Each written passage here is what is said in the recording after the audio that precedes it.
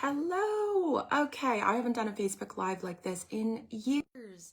And I'm going to be joined by Alyssa Cooper. We're going to talk about the role that grief has to play in your manifestations, why it's actually really important to look at our grief, to acknowledge it, and to actually bring it in. There she is. Yay! We got there. Oh my gosh, we made it. Yes. Okay, well, I'm.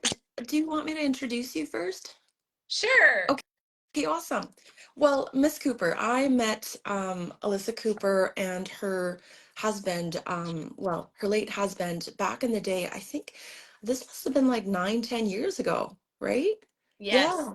Yes, those were the days. And we were in a business mastermind in Hawaii. It was really swanky. It was awesome. And I remember at the time, I was just either in medical school or I recently had left. So I was broke as heck. And I remember meeting these two people, right? Like Alyssa and David, and they were not flaunting anything, but I just knew that they had something with abundance down. I was like, what is that life? And they were just phenomenal people. And, all these years, throughout these years, Alyssa, you've co-ran, you've been a COO of multiple companies. Yeah. So what is it about grief that maybe is so powerful? Let's go there and then I'll quickly say how we reconnected. Yeah. Well, thanks for having me on your live. And oh my gosh, like talk about like tenacity. We both have it. Because I was like, I'll go live on mine first and then tag you and then, tech glitches. And it's so funny. So I love how the universe shows up. And Lily got to learn this. Like she did it. She did the thing. So yay. And now you know how to go live on Facebook. But you're right. Things have changed so much. Like I thought, so somebody can comment below, like, how do you do it from your computer? Mhm. Because we were trying to do it from our computers first. For the phone, I understand how to do from the phone, but the computer, like, so anyway, you guys know techie stuff, comment below. Yeah, so, Lily was referring to the grief part. David passed away, it'll be 3 years in August. We had created a life we didn't need a vacation from, and we were helping others do the same. And we were on a cruise and we were coming into our last port into Liverpool. And I found him in the shower and he had had two brain bleeds. Um, I am so grateful for the fact that he lived for 5 days in a wonderful hospital that took amazing care of him. And he had beautiful last 5 days of his life. I mean, neither of us ever expected him to actually leave his body. And we both thought it would be this beautiful love story continued of how the Mullers overcame this, And on the fifth day, we were making plans for us to get him home, and his port fell out. And the doctor made the decision to not put the port back in. And ultimately, that's what took his life. And so, I can say it now with, of course, it's still an emotional, that's my husband of 16 years, and we were each other's first boyfriend and girlfriend, or he was my first boyfriend, actually. I don't know that I was his first girlfriend. He was 17, so I think he had many, many girlfriends before me, but I was 15 at the time, and we married other people, and they came back together later in life, and just we were, I think, what you would define the power couple, and that's probably what you picked up on at the mastermind. And we didn't flaunt it. We were very humble. David was the outgoing guy, the life of the party, and I was kind of he was the innovator and I was the implementator. So like we made a great cohesive team. So after he passed away and left his body, I was forced to really reconcile with myself because we had created this brand of being a couple. And so to move forward and still being who I was with him was an impossibility. Like it was not possible. So I first spent the first 2 months just getting ready for a celebration of life. We did it Narnia style. I don't know if you remember that about him, but he loved Narnia. He was a huge Chronicles of Narnia fan. And so we had people walk through the wardrobe, like in the language of the wardrobe, come through the path. And then it was this very big theatrical celebration of his life. That took 2 months. And then after that, the distraction was over and I really had to go to healing. And so, yeah, I think that ultimately the title of this live is Grief Was the Key Ingredient for My Ascension. And I'm now a completely different person than I was married to David. And it all started with after the celebration, I was in the Dominican Republic on a trip that we had earned. And fortunately, we had made an 18-month calendar the month before he passed. So I literally didn't have to think about anything. It was planned for the next 18 months. And I just replaced him with people that I felt like downloads of like, okay, this person is the right person to replace him on this trip. So I'm at the DR on the beach, day 3, and I got this download that was very shocking. And it just was true source God saying to me, do you want to live? And of course, yeah, I want to live. I'm 51 years old. We never planned on us passing away this early. Um, I know that I want to live. And then the next thing was how, and it was this big roar. And it was then that I went into the feeling of what I wanted to feel: love, abundance, joy, peace, harmony. There's internal, um, internal peace, really, and yeah, and so it's been 2.5 years, and I would love to like now kind of counter to like how we got brought back together, because this is what's happened to me is once I opened up to this new life that I'm leading now, people like you of just amazing hearts and just very very beautiful soul, and then what you went through and I had no idea. So over to you. Sure. Well, thank you for that introduction. And, for those of you watching, I think so often we set goals that are our own, and sometimes we set goals that are our parents, what they want for us, and then we sometimes set goals that society taught us. And wow, if you could actually achieve the goals that society programmed us to do, right? Like that's the epitome of all of it.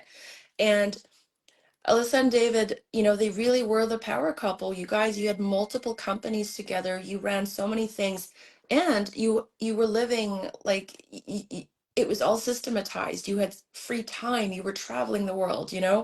So, and so sometimes it's so powerful to see people be very successful, have worldly success, have lots of heart, absolutely, be of service.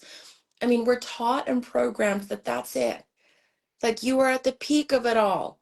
Um, and yet, as we know in the spiritual journey, we're not there yet. We have not yet arrived, Yes. right? You just got started, right? And it's so humbling, and it's so gut-wrenching at times. And then after the gut-wrenching part, it can be so beautiful. And so, yeah, we're gonna like stay tuned, guys. In a few minutes, we're gonna go really deep. We're gonna do a deep dive on spiritual ascension, how grief plays a role, how it's gonna help in your manifestation. So that's exciting. If you're watching live or on the replay, give me like a yes, give us a hello. We want to hear from you. I myself used to go live like way more 4 years ago, so it's been a while. So thank you for watching. And then, yes, Alyssa, as for how we reconnected, yes. So some of you know, I got really sick in 2023. Um, I had actually had fibromyalgia since 2008. I was in university at the time. I thought I was going to flunk out of university because my joints were in pain. I couldn't write. I couldn't take notes. Crazy how I still, well, graduated, then went on to do a graduate degree at a top university, then went on to write my MCATs, and then went on to med school.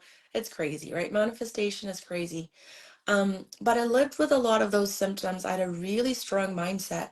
So most people, like everybody, nobody would have known, right? But I knew, and obviously the doctors knew. I just chose not to do meds. But in 2023, I got injured, and then I got concussed, and then it must have shifted my spinal cord, or my neck to shoulder axis. Hey, Darlene, so good to see you.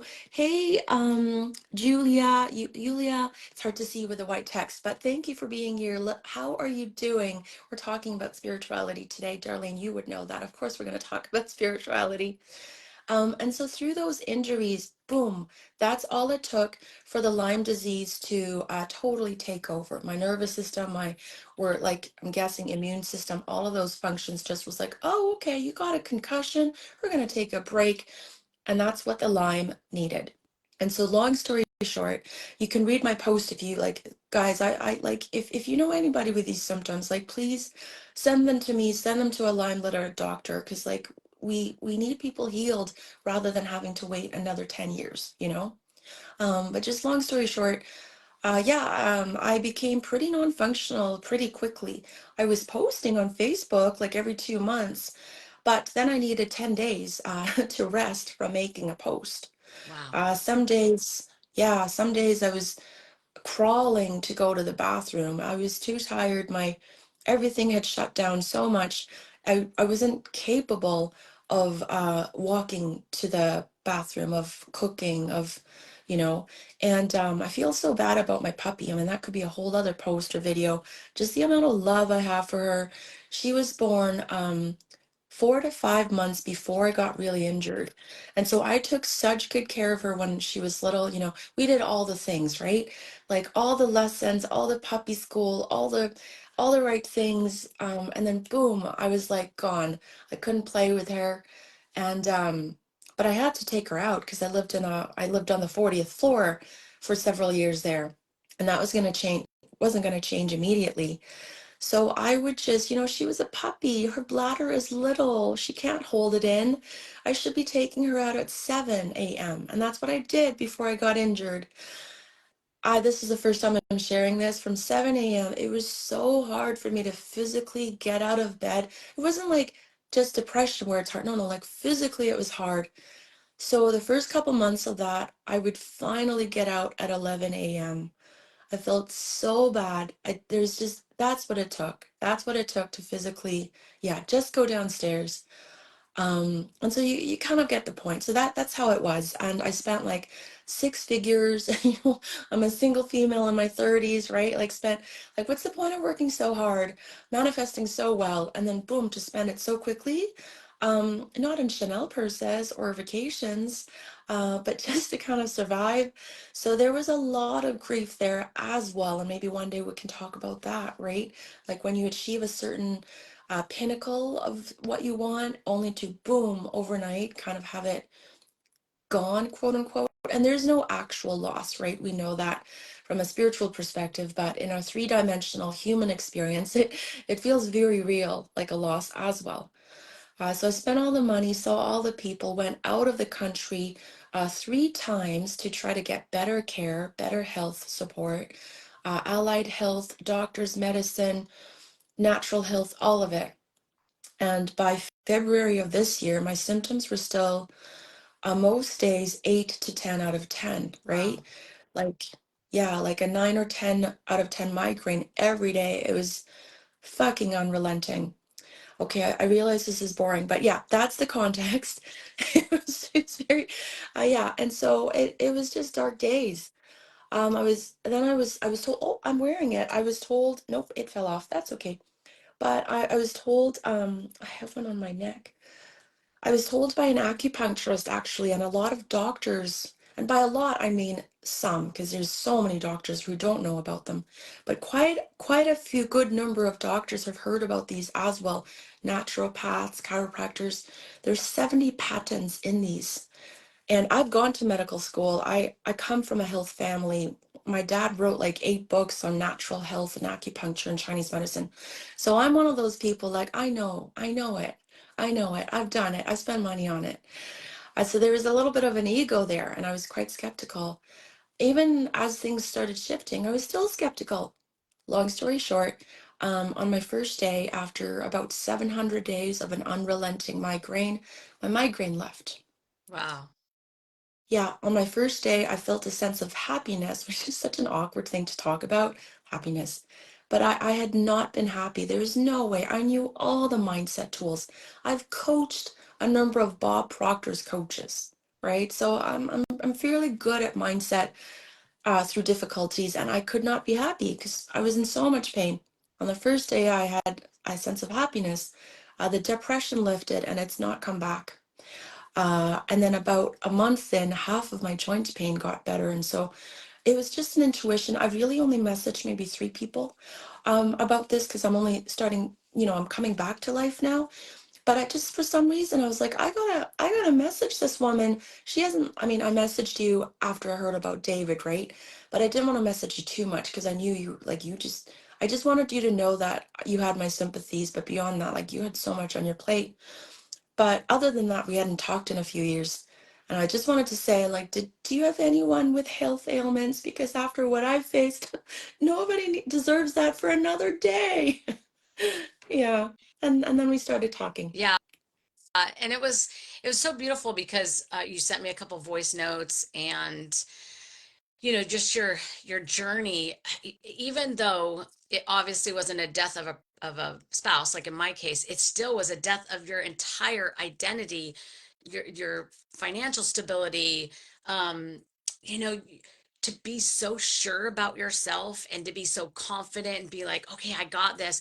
And that's literally how I felt too, at the last part of David and my marriage. It's like, oh, we made it. Like, this is it. The rest is going to be a breeze, So the next 40 years, now we just get to travel the world and just help all the people that want to be helped. And so the parallel of our stories in the grief journey is that I think what the universe did was it had to take us to a place where we had no other choice but to heal ourselves. And in my case, because our journeys are obviously a little bit different, even though they're very parallel, mine was to recognize that I had never actually loved myself.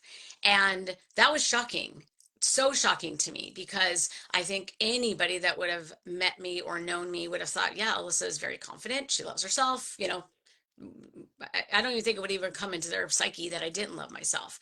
But the interesting thing is that through the journey of my own healing, it was my heart that I had to heal. And, you know, this gets a little bit in the woo, but David and I could talk telepathically when he was alive. So off his body, super easy to discern that we would be able to still, talk to each other. Can you hear me? Yes, I can. It's a Okay. little spotty, Just but I my can. mom tried to call me, and so sometimes it takes the volume down. So anyway, he was telling me, he's like, you have to heal your heart, Alyssa. And I was like, well, duh, you died. My heart is broke. And he's like, no. He said, we had such a beautiful marriage, and I was, meaning him, like I was so focused on me and how awesome our life was and how amazing it was. I didn't take the time to actually understand that your heart was broken long before we even met. And I was like, oh, that's so bizarre. Like, I'm really? But then when I went into my healing journey, that is indeed fact. And what I learned about myself was it started at like early childhood.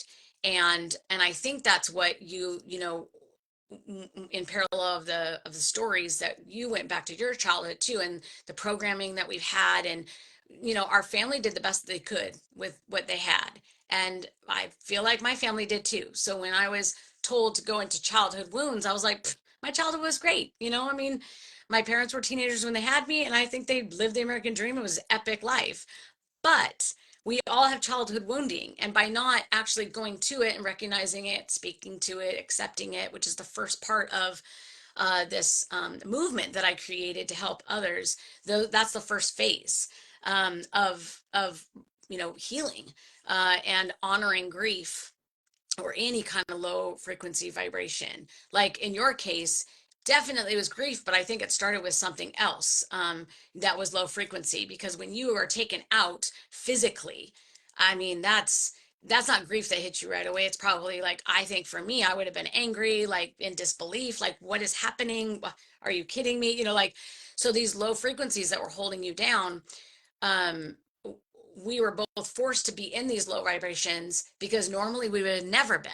Like, I know for me, I know people saw me as rainbows and sunshine all the time, even though crap happened. Like, I had bad days and I had challenges, but I always just put the blinders on. I would recognize it and say, okay, this didn't feel good, or I don't like that. But I put the blinders on and just forge ahead. Well, now I realize that that is the worst thing that you can do. The Yes. best thing that you can do is recognizing, let it sit in your body, recognize where it's at in your body, and then have conversation with it, you know, and just, hey friend, what are you trying to teach me, or what am I here to learn here, you know, what about myself do I get to honor, or I get to recognize and alchemize into better, you know, into greater, higher frequencies. And so yeah, so I feel like that's where our parallel is. And I loved that you reached out to me. Like I said, you gave me, you know, sent me some voice notes and not just words. And it really touched me because I felt like, wow, I had an inner download that we should connect. And now I know why. I mean, I didn't know all the things that happened to you, you know, and so far everyone that's come on my journey moving forward, this is how it's been. Out of the blue, I get a download, either reach out to that person, or like in your case, you reached out to me and I just knew, like this inner knowing of like, oh my gosh, we have to reconnect. And so I just want to thank you for listening to that voice. And those of you that are like watching, it's one of the first indicators that we all have. We all have these gifts of discernment, but oftentimes we don't follow them because we second guess ourselves, or we are like, oh, this isn't real, or we doubt ourselves. And so the first step is to just honor that, you know, honor that inner voice that says, reach out to this person, you know, and then follow from there. But I love the fact that you are so passionate about this this product that's really helped you. And so that's why I wanted to really invite you like on a live with me on Facebook, because I probably have a lot of friends on Facebook that are going through what you did. And now Lily's in Canada. Um, but our health, you know, our health system is not the greatest either. And when she was talking about the health, you know, service, she was talking about Canadian, Canada. And so while we don't want to like flag this account for like, you know, blaspheming the medical industry, we all know the truth, you know, Yeah. of all the countries and the lack of medical whatever. And so the fact that she had to go through her entire savings of a six-figure is just, it's just not okay. Like there's nothing right about that at all. And then when we were talking, I was like, but then you have to sit in the gratitude of you had it, even though you had to use it all. But think about if you didn't have it. Like there's a lot of Canadians and Americans, I think, that are in the situation where they wouldn't have the ability to do the things that you did. So why I pointed that out is not to be like shaming or guilting any of us that don't go there, like to process that, but honestly, like in abundance and manifestation, you acknowledge the low frequency, but then you meet it where it's at. It's like, well, I'm really grateful for X, Y, and Z. And in the death of my husband, I've been grateful of honoring the dismantlement of who I was with him, and then going back all the way to childhood wounds, and then healing my heart. And now I'm literally living in what I believe 100% is my true authentic self. That wasn't even who I was with David. Mhm. So, yeah. Yeah. Wow, that's so powerful. And, you know, I remember obviously we were in the mastermind together, we talked and all that. You had great energy then, but sincerely, your energy is so much, it is so good now, you know? Thank So you. yeah, and that's like no comment on where you were 10 years ago, not at all, because you were No, happy, you were I successful, agree. right? Yeah, you had a great marriage, all the good things, and you were lovely when I met you. But the energy is very different, you know, and we'll talk about, you know, everyone, you need to get on board with the Cocoon to Butterfly. It is a movement in the service of millions of people. So we're going to talk about that shortly as well. So that's really exciting. But it's so true. It's like something has to be removed almost, or something has to shake us so fundamentally for us to quote unquote get there. And even in my saying get there, that's not a destination either, because you get there and you're like, I'm so good now. And life says, that's not what your soul asked for. Your soul asked for more. Let's shake you again, you know? But for now, because our thinking is linear, right? Even though time isn't linear, but in our regular human way of thinking of time, the linear way, it's you do so well and you manifest and you work hard and you're a good person and then boom, it's gone. By the way, when I say $100,000 spent on health last year, that's not counting 2023, and that's not counting my like top-notch coaching that I'm spending into. So I'm trying to like keep the figure very low so it's still relatable. We're talking multi six figures spent in like an 18-month period, right? Wow. Right, yeah. And I do that because one of my coaches, he was on The Secret many years ago, and his story 10 years ago was, I hit my low. I lost $100,000. It was so sad. But then he privately told me, no, I lost 1 million. But if I said the truth, nobody would relate to me and they'd think I was making stuff up. You know? So anyway, that's just some context. But yes, yes. And but it's like I see that now. I see that this loss, and I wonder if you see it too. And those of you listening, right? Like what you've gone through, I see this loss, and there was loss 5 years ago, there was loss 20 years ago, and there will be loss in the next 10 years again, right? But this most recent loss, as almost it was pre-planned.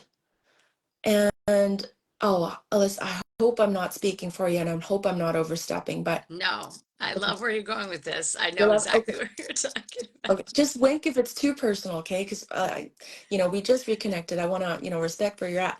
But yeah, 5 years ago, my dad died, and so I talked to. There it is. There's the patch I was initially looking for. Um, and I talked to one of my spiritual mentors, and she said, no, it's an opinion. It's not something we can prove. But she said, don't feel too sad about that. Or like, she wasn't invalidating at all, but she just, because I felt so guilty, right? There were certain things that I felt I needed to have done more for him or been a certain way for him. That's my childhood trauma talking. But she said, don't, you don't have to feel that because in most cases, deaths were pre-planned. The soul already decided on it. You and or that person in their human experience would not know. If they knew, they wouldn't have lived fully, right? They're like, oh, if I'm going to be taken at the age of 55, I might as well stop hustling at 30, right? Why would I get married? They're only going to go through grief. No, no, I'm just going to hold back. Then we would lose our human experience. So yeah, it was that it's just a perspective. It was pre-planned and all that. And so, but us in our human experience, we have a real experience of grief, of loss, of how it was taken away in your case in the last few years, right, through your spouse, in my case with my dad many years ago, or the loss of, like you said, in my case, identity, right? Like I was confident, I was strong, I got really good results, and boom, it's like, oh, I'm struggling to put my clothing on, right? I went 7 days without washing my hair, just to give you all a sense of the severity. So there's a real loss of identity. But guys, and I don't say this to invalidate any of you listening while you're in it. I say this from a perspective of having come out of it a little bit. I'm still in it, but I'm a little out of it now. It is all momentary. The grief, the sorrow, the loss, the anger, it's all momentary, but here's what wouldn't be momentary. It is not momentary, and it'll be prolonged if you fight those feelings, right? This is why, like, have you ever met someone like that when you were little, or you read a book or a movie, and someone's really grumpy and they're negative and they're unkind or they're selfish, and especially as a kid, and you're just like wondering, like, why are they like this? Why are they always angry and yelling or something? And then another adult tries to explain it to you, like, oh, so and so 20 years ago had this upsetting thing happen to them. But even as a kid, I thought, but that was half a lifetime ago, right? That was half a lifetime ago. And so what that means is and it's not that person's fault, and it's not your fault, it's not our fault. Society taught us, right? Like Alyssa, like you said, we have blinders on. Yeah, for those of you who are more self-aware and emotionally intelligent, right? You're acknowledging you're upset, you're acknowledging it, but really what we're asked to do in our society through the programming is to just keep going, just keep going, just keep going. Get busy, right? Forget it. Your friends don't want to hear about your sadness, right? They've heard about it for 2 months. It's over. You got to get over it. There's some wisdom in that, but really, the lack of wisdom in that is if we suppress, if we hide, Okay, if we what's that word? Soothe in the wrong way through food, shopping, workaholism, alcoholism, um, like lots of sexual partners, too much social media, all of those things. Really, what we're doing is we're not accessing the depth that life has asked us to access. So one of the consequences of that is, like I said, 20 years later, you're grumpy, you're hateful, you're sad, you're lonely, and all that, and people can't connect with you anymore because your soul, like that's been severed from your life experience. And so it is uncomfortable, especially in our society, if you're successful, if you're positive, right? How many of you thought you were positive? Like it's a badge of honor. I'm positive. I went through trauma, but I'm such a positive person. Really, what we're saying is, I dare not be a burden to anybody. So I best be positive, right? So that they'll accept me. But the thing we're missing out on is the depth. And when we finally access that depth, we really hop on, that rocket or that spaceship into greater ascension, into greater self-love, into, for those of you who care about manifestation, right? I know it's like so many of my Facebook friends care so much about manifestation. You really start unlocking another level wherein you can manifest way more. But once you've hit a low point, yes, Darlene, right? Once you've hit a low point, death, loss, financial loss, loss of identity, um, or let's say your company was doing well and then it didn't, and then a lot of your so-called successful friends leave you. Like all of these happen in life. Once you hit that point, trying to be positive in order to look good or in order to avoid rejection is not going to cut it anymore. It's not going to cut it anymore because your soul and life has asked you to look at the grief. Yeah. What do you think? Yeah, the interesting thing is you had mentioned, and I think I'm 53, so I'm a Gen Xer, and I think the not to like put a complete label on it, but we were raised to really forge ahead, and especially females, like we can do it all. I remember a commercial that was like, I can bring home the bacon, fry it up in a pan, never let my man forget he's a man. It's just like do all the things, and while that worked well for me for a long time. Like my number one on Strength Finders was Achiever.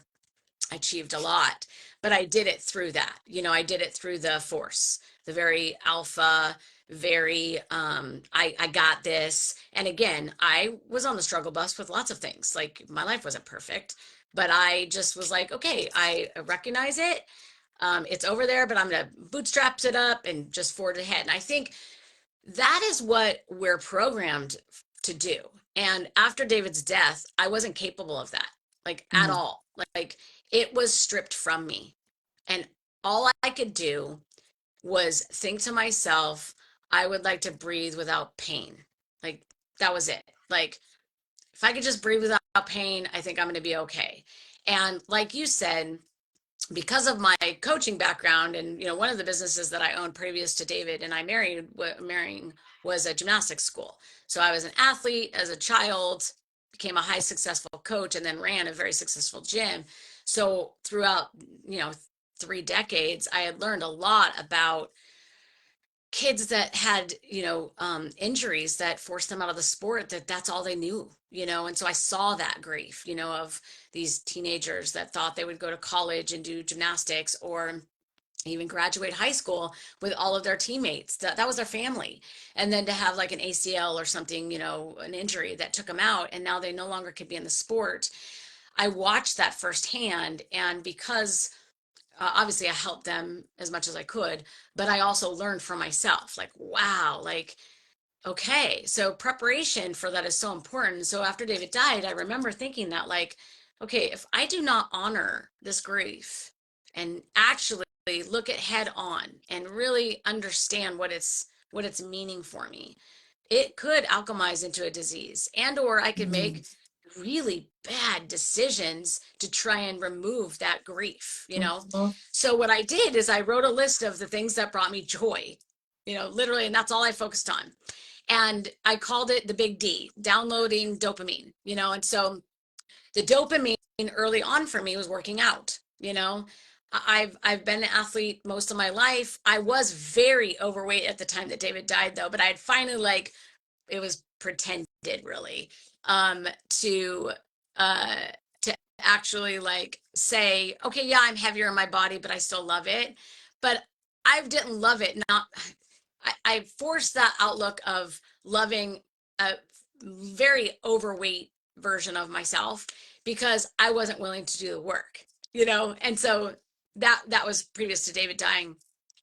And so when I was like, okay, what brings me joy? Well, working out brings me joy, but I can't get in the gym. I'm too heavy. Like, I cannot do the things without hurting myself. So I just went walking in nature. I would walk around the lake. I would walk around water. Honestly, had no idea that was the healing first step. Like, being in nature, being around water, being in vitamin D. I mean, it was a beautiful autumn, like fall in Pacific Northwest, which is very rare here. So I was very fortunate. And then I started to release weight and I got into the gym. So what I'm like landing the plane on is it has to first start with joy. You have to figure out what brings you joy. And then the shift is not external. That was a huge shift for me, finding joy in myself. That was the hardest thing, I think, of all of my healing, was to actually sit still. I had realized I had never eaten a meal on my own ever. Like, literally going back in history, like, never. It's just so crazy to think about. And the reason why is because I was in a family. Obviously, you're born in a family, so you're not eating meals alone. I got married when I was 20 years old, had my daughter when I was 21, divorced my husband, started dating David within, like, the time period of before the divorce was over, because we had known each other as teenagers, and we reconnected through the death of my aunt, which is how we met each other. And so we dated for a year, got married. Like, I literally never had a meal by myself because in the interim of marriages, I had my daughter, so Mhm. I that's just crazy to think about. And so honoring that part of myself of saying, wow, okay, so there's some codependency issues there as well. And it's shocking because I would say fiercely and passionately, like, I was the most independent, very high achieving female. Like, I made it, I'm definitely the model of that. But I had never sat still with my own thoughts. Like, I don't know if ever, really, honestly. Like, I was always around people, like, always friends, family, husband, And so that was the next healing, is to literally be quiet and be okay with being in the stillness. And I know that's opposite for a lot of people in the way that they're more in the stillness and they need to be in the peopling, like I call it peopling. And that's why you can't compare grief stories. Mhm. Like, I'm hoping that what you get out of both of our stories is it touches you in a way that helps you make at least the first decision. And whatever that first decision that pops into your head is what you go with. It could be, oh my gosh, I didn't realize there's some grief in my body that I haven't actually acknowledged. Or maybe it's, wow, there's some anger because I had this job loss, or I became an empty nester and I have no, like, what am I living for? Like, we are all in this human experience. Really, the ultimate truth is to be curious about ourselves and coming home to who we are. And like Lily said, everything was predestined. And I know that sounds awful, especially for, like, I mean, previously to me, I'd be like, really? Then what's the point? Well, the point is we don't remember. So we're here to remember, to Mhm. eternally ascend within our body. And it's not compared to anyone else's experience. It's actually to model, to help other people awaken to themselves as well. Yeah, totally. Oh my God, I resonate so much with what you said, like all of it. So many good points. Guys, if you're watching, what stood out to you the most? What did Miss Cooper say that just really hit your heart, touched your soul, woke you up in some way? Let us know in the comments. And to your point about what's the point, well, indeed, I that existential question I've asked my whole life. Okay, what is the point? I love God. I believe in God. I can sacrifice already. I can be humble. Why am I still here? But, like, I get it. I can see into the past sometimes. Like, what else do I oh, like, we're born, we go through all these human experiences and challenge to ascend, and then we die. Is it necessary? You know? Oh God. That's just because like my spiritual awakening, like I was very young and it's just a whole lifetime of existentialism.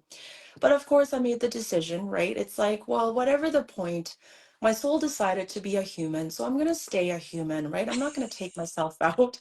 Okay, I'll do these human things like go to dinner and decide on the shoes to wear. Like some of it feels so when you're very existential, right? Some of you very woo-woo, you know this. If you're not, just plug your ears for a second. But when you're very like existential and you're not really like firmly grounded to the material physical world, right? Even like the human things like, but why do I need to look good? But why do I need to succeed? Right? Like it's all existential at this point.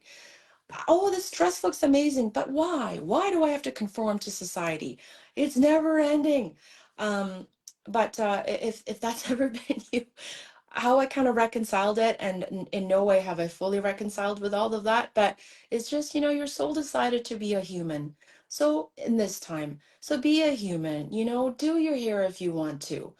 Uh, be upset in traffic if it makes sense. I mean, don't, but like you're gonna have highs and lows, and that's what a human is.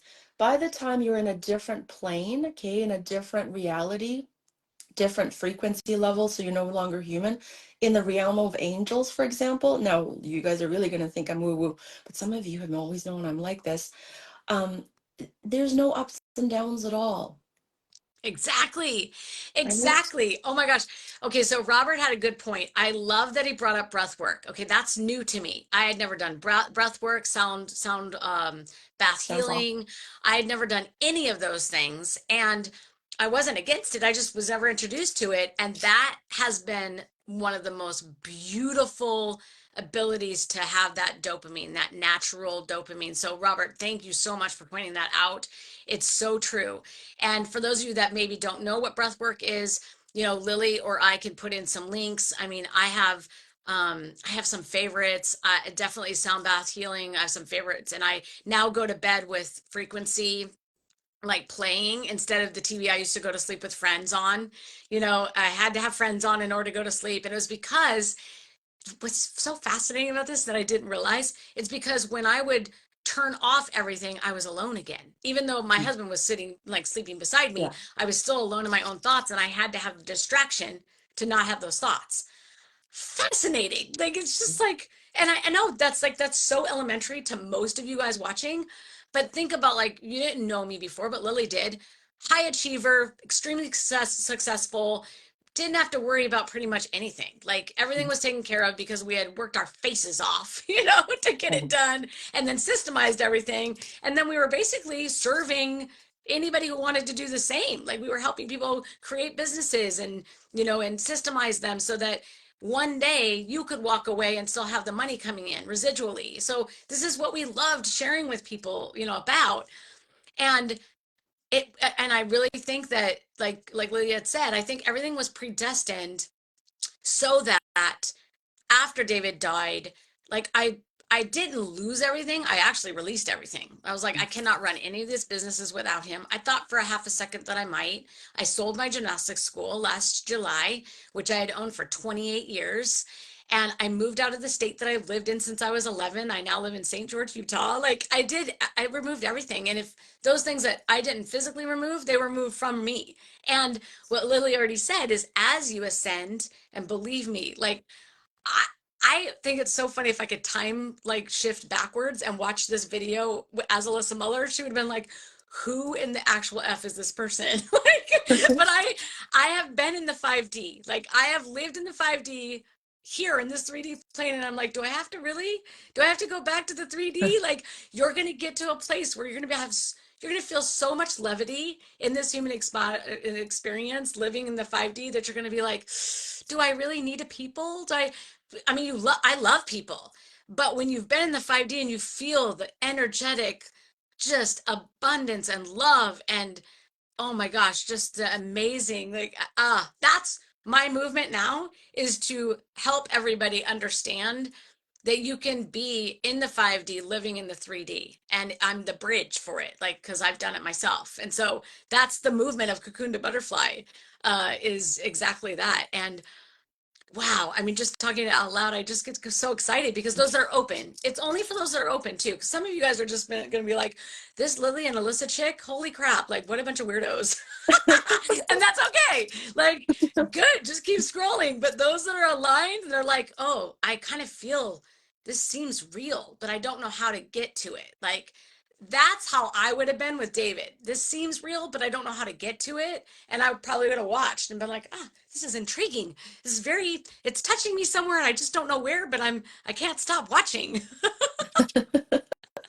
And this is the watered down Yeah, version, right? I don't know. If we do more videos, it might get more real. I love it. We should definitely do that.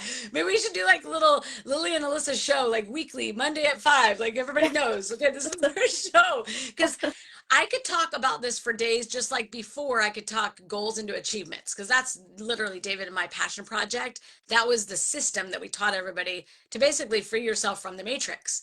So I was awakened to that but I did it very 3D. I did it like boots on the ground. We're going to fight the fight. And now I do it through love and the frequency of abundance and the frequency of everything that we have, everything that we need is actually within us. And I did not understand that saying before. Like my spiritual mentor used to say that to me, Alyssa, everything that you need is in you. And I'm like, I don't know what you're talking about. Like, I need to learn this to put it in here. I need to be around these people to energetically, become that frequency, No, it's literally everything you have is within you. And then when we become that beacon of light, we're we're guiding. We're not coaching, we're not telling, we're not showing, we're guiding. We're guiding through our light. And Yeah, so, yeah. yeah, that's that's very true. And you mentioned codependence, and I think for so many of us, and I so appreciate how humble you are in sharing that story, right? Because, like, those of you watching, can you relate? For many of us, we can actually say, I'm not codependent, I'm independent, okay? I'm independent. I certainly said that for decades, but like these tiny little things, like needing the TV to be on, like a really familiar show, right? Friends that you've watched hundreds of times, or like for example, like I'll talk about one of my clients. Obviously, this is so I'm gonna keep it so like anonymous, but she was making multi six figures, successful, actually very successful. It was her own business, not hers with her husband's. I took her over 1 million. I took her to over 1.2 million. She had never been there before, right? So great work. But then 2 years in, we're not talking 2 months in, okay? Usually for us to go deeper in recognizing, okay, what is the soul's journey now? What is the depth here that life is asking me to go to?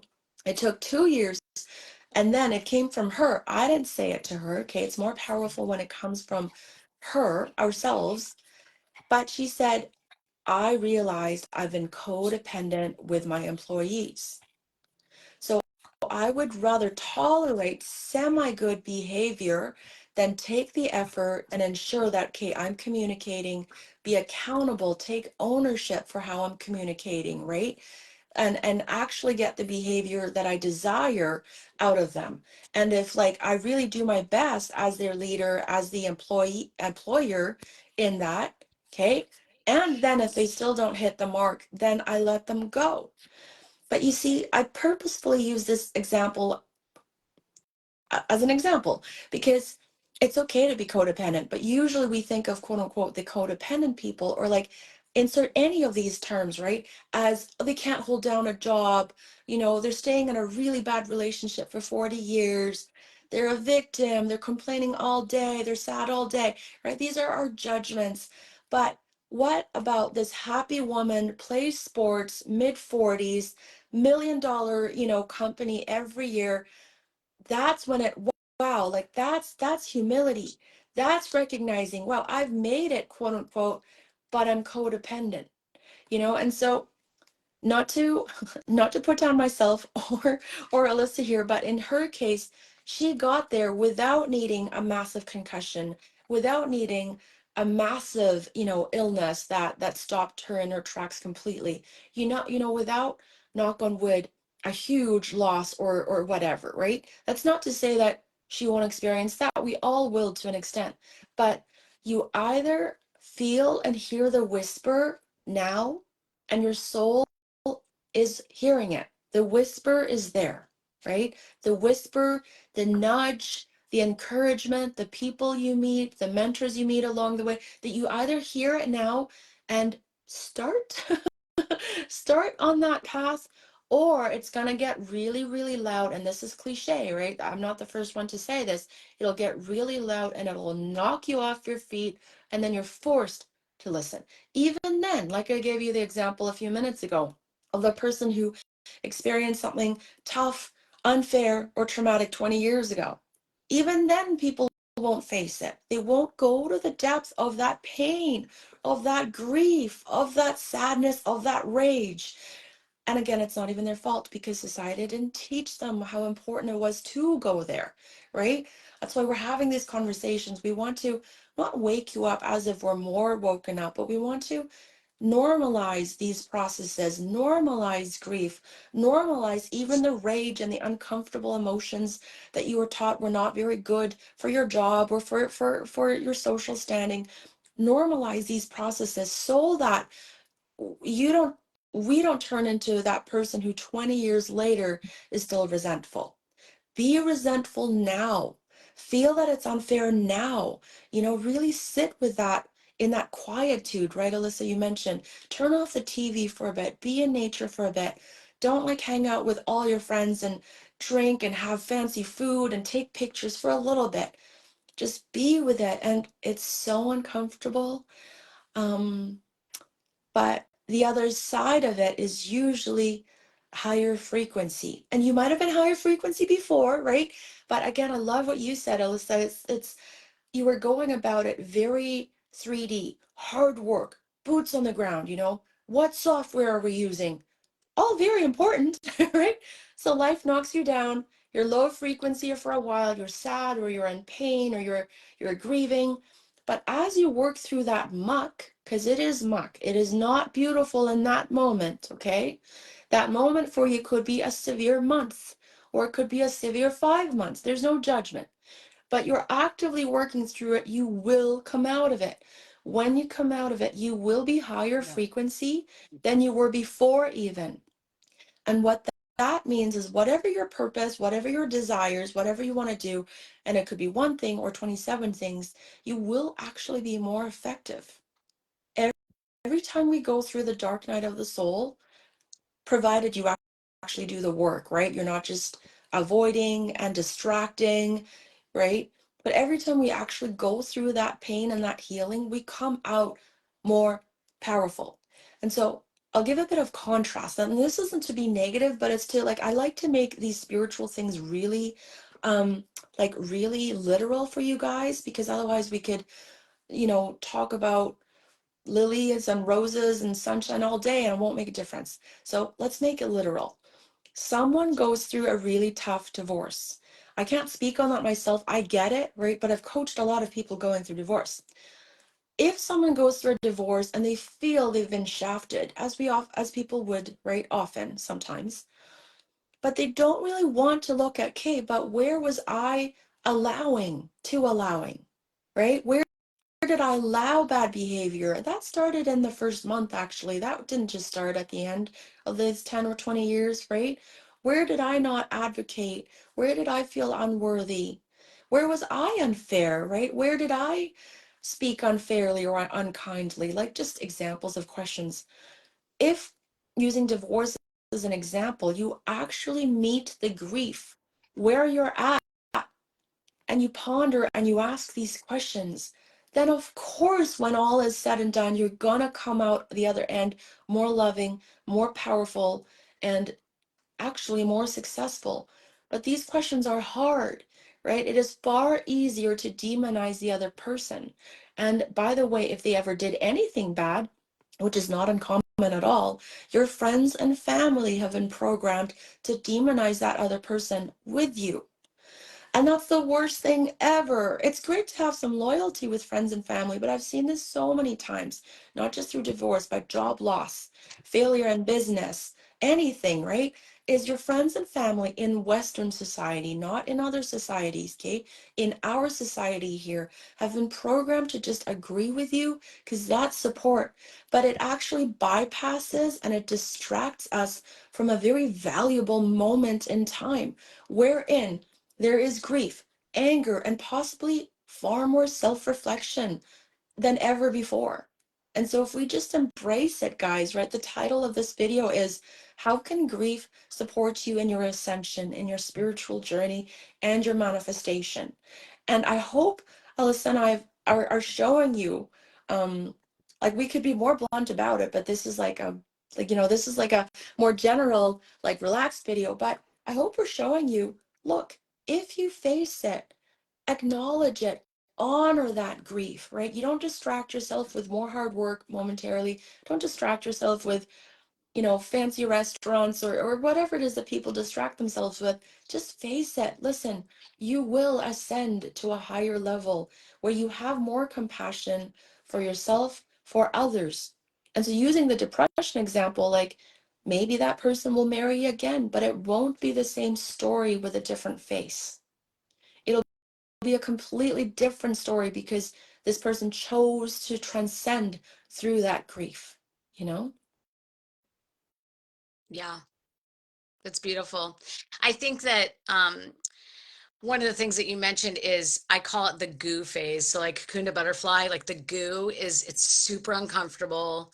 It's the messy middle. It's the part that no one really likes to talk about. They just want to talk about like either the really down part, so that you can get a lot of people on your side, like I'm feeling horrible, or then it brings in all the other people that are feeling bad.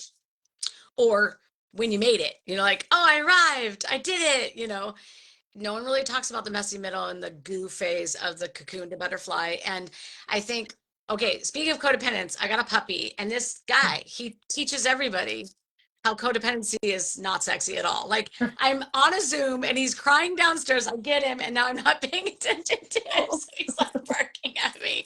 But his name is Cooper with a K. He was born on my birthday. I knew he was my puppy. Like, yeah, all the things. But anyway, so the messy middle. We have to make allowances for our puppies. Yes, yeah. So the messy middle is okay, first of all. Okay, Oh, Cooper. Cooper, chill. Cooper with a K. Oh, Come on. Uh the messy middle you have to. Okay. 1 second. Down, down, down. You want to listen? You want to listen to Mama on the Zoom? Okay. I'll have to come on the ground. This is going to be the funniest Zoom ever. Okay. Okay, so the messy middle is literally you acknowledge the messy middle, and then hey, do you want to say hi?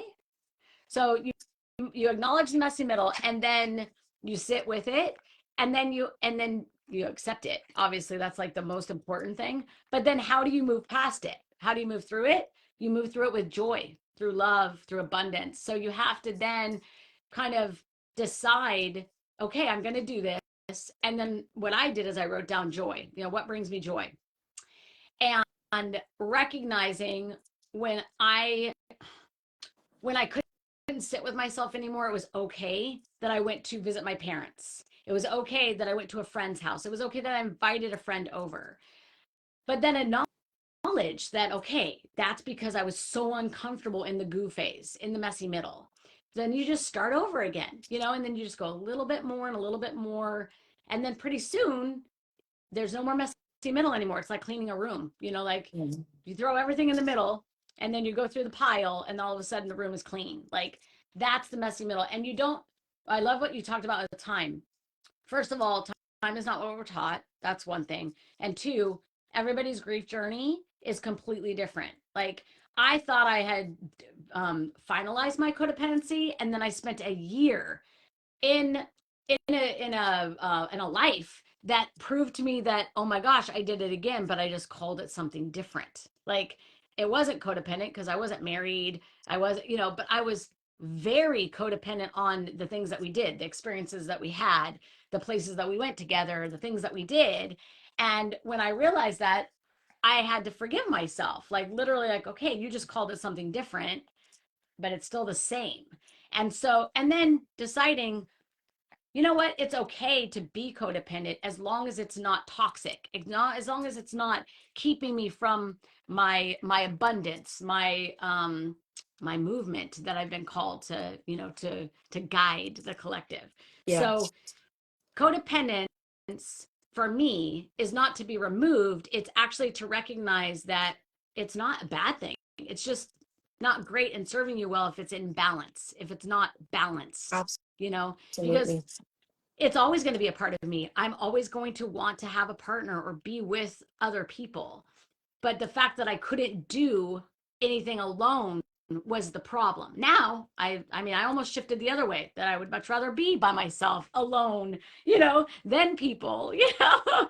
And so now just recalibrating that, you know. That's the advice and or the guidance that I would love to bring to the audience. And you know, some of you guys have been here before me. Like that's also to recognize, like, I'm late to the party on some of this stuff when people might have assumed and watched me and thought, oh, her life is perfect. Well, I didn't even realize that I had these things, a lack of self-love, a lack of, you Absolutely. know, of I can't be by myself, I can't be with my own thoughts, you know, like it's just wild. So Yes. yeah, Yeah. that would be what I would share. Well, I think you just raised such a good point. You know, guys, like what do you think about what Alyssa just said? I couldn't agree more. And it's because when we're talking about spiritual ascension, and how can any one of us be an expert, right? Like I just humbly talk about it from where I'm at, but and that's all I can do, right? We can only talk about anything from where we're at. But when it comes to spiritual ascension, you know, you get to a certain level and there is complete unattachment, right? Yes. But does that mean we all need to be there and get there right now? No. Everyone is on a separate journey, and we're not supposed to force and speed anything up. If we did, we would just be using the toxic, capitalist, masculine energy of hustle, hustle, hustle, hustle, hustle, hustle, compare, compete, compare more, and compete. We have to get there, right? I got to get unattached. No, you will get unattached when it's your time to get unattached, right? And so I think as far as codependency goes, yeah, I do think, and I've thought about this so much for the last many years, is to still be an active human being, you know, functioning with friends and even like colleagues and acquaintances. There is a version of codependency. You want to see them, or if you have a birthday party, you want them to show up. That's a version of codependency. But, and that's very different from a level of unattachment, complete unattachment, right? And so, so like great points. And I would add, you know, it's we're going through these processes, we're pondering on them, thinking about them, right, discussing them, and all of this is good. And I think sometimes as we do that, we compare or we get into a judgment like, oh, well, technically I care about the amount of money I'm making, or technically I do care about how I look. Well, that's okay, because it is your job to care. You chose to be a human in this lifetime, and you need to care. You need to care about what your furniture looks like, you know. You probably do care if your sister is texting you back. So these levels of codependency, I think, wherever you're at, still makes sense. You know, it's kind of what makes us human. Yeah, exactly. And then to kind of reflect on it and not judge yourself. You know, like I had for a minute going, wow, I just wasted that whole last year on something that I thought I had overcome. When really it was a beautiful year that I'm so grateful that I had the time that I did with those people. And of course, it's not that I'm like burning a bridge and they're not a part of my life anymore. It's just recognizing for what it is, and I had to make space for other people to come into my life and other experiences to happen. Because if I would have stayed there, that would have been the it's not even a mistake. It's just like that would have been a continued journey that I would have to keep repeating, if you will. Like, how many of you guys, this happened before David died, how many of you guys have something that keeps on happening over and over again, even if you remove the people? Mhm. All of a sudden, you're drawing in another person. It's the same exact thing. Well, Yes. that's your indication of healing and or recognizing. It's not about fixing. It's about getting to know yourself better, what is it that is drawing that into you? There's something within you that you need to take a look at, and be, honest with yourself and honor it, accept it, and then release it with love. And then all of a sudden you might get one more test around of that person or situation that comes around, and then it will never happen again. But then you're on to the next part of your human experience, because the grief to freedom, which is the 9 stages that I created through Cocoon to Butterfly, none of it is new. It's all things that we've all gone through, like historically, like even our generations before us. I put it into a system to help myself.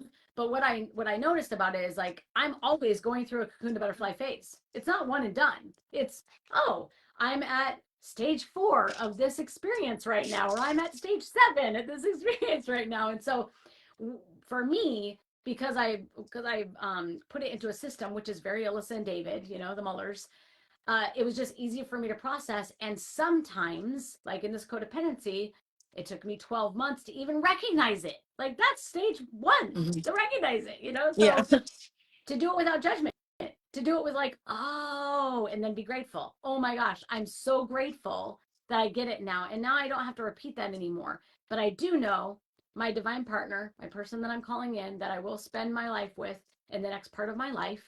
I will have some type of codependency on them, because it's a partnership, Yeah. like, and there's nothing wrong with that. It's not to be anti-codependent. Like, that's the key. You're not trying to run away, because then you're going to get the polar, like, swing the other way. Hyper independence is not also healthy, friends.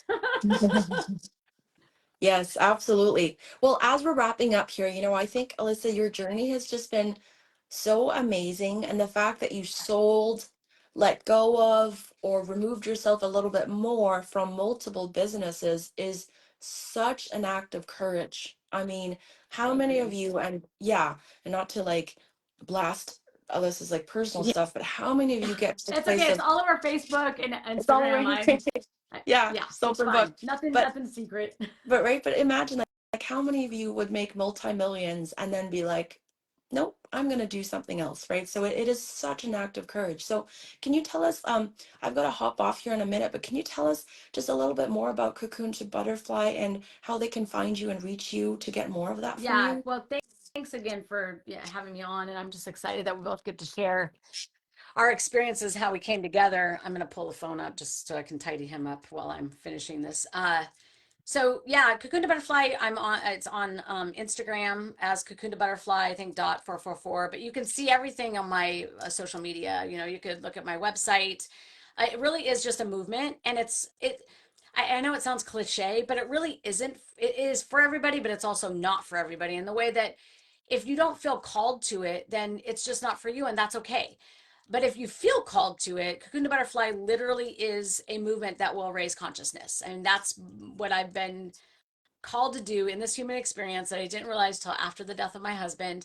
And it is my soul's mission. And it is a systematic approach to help frequency adjust all the emotions that we have in this human experience without judgment.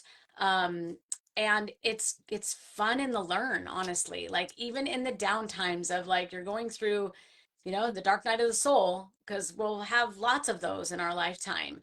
When you follow Cocoon to Butterfly, you're in a community with other people that are like-minded, that also know that we're trying to basically adjust frequency and alchemize while we're learning all about ourselves. And that's the key. We're not going outside of ourselves to fix ourselves. We're not here to coach others. We're actually here to just find home within ourselves again, like, find us, recognize who we are. Like you said, it's kind of like we've got that veil of forgetfulness. We're removing the veil and finding out, wow, we said yes to this human experience, and why. So that's Cocoon to Butterfly. We have our first live event in Tacoma, Washington at the end of June 28th, 29th. If you feel called to come and be live in this very first ever Cocoon to Butterfly experience, we'll be going through all 9 stages with 12 speakers on stage that will give you modalities like breath work, sound bath healing, um, uh, there'll be manifestations. There's somebody that is an expert in the field of tapping. Like everyone is already in their gift that are speaking on the stages, and they already do it for the for humanity, for the collective, and they say yes to this movement. And so they'll be taking over one of the stages in the 9 stages of Cocoon to Butterfly, and then leaving you with a modality. That's what I love about it. How many of you guys have been to an event where you leave and you feel so excited, and then you go to life and you're like, oh my gosh, what happened? Like, I want to feel that joy, that abundance again, that levity. Well, after you leave Cocoon to Butterfly, we're going to leave you with actually modalities that can come with you so that you can actually continue that feeling of joy and completeness where you are in your current human experience journey. So, yeah, and I'm just a message away, you guys. You don't even have to join the movement. I will help you. It's just my calling. It's part of who I am. I want everyone to feel this liberation because it's truly freedom to be within your body and know that no matter what comes your way, you have a roadmap and it Yes. literally is within you. And so Yes. that's self-discovery, is finding that roadmap within yourself. So thanks again, Lily. And I'm so happy to hear that you're doing so much better on your health journey. And anyone that's interested in learning more about the product that helped Lily, just message me and I'll get you connected with her. And just so happy to be here and that we're reconnected. Oh, thank you, Alyssa. Yeah, thank you so much for explaining your movement. There's so much passion and love that you have in there. So Alyssa's gonna drop the link to the event in the comments, okay, after we finish here. But follow her as well. She has so many great nuggets. Whether you feel called and can join her in June or not, like she'll provide you with just so many good things on her social media. Thank you so much for joining. This was such a good idea, you know? Yeah, it was so fun. And for all of you listening live or on the replay, say hello. I know some of you are lurkers. That's okay too. But if you feel called, let us know. And like, did you enjoy this? Do you want more of this? Do you want Alyssa and myself to do another one? Is there some aspect of spirituality or the inner work or ascension work you want to hear of? There's nothing to, well, some things publicly, but there's really nothing too woo-woo for me. We've been at this for decades. So let us know and maybe we'll do another one Yeah. if we hear from you. So yeah. Love it. Love it. Okay, thanks everyone. Thank Bye. you. Bye. Bye.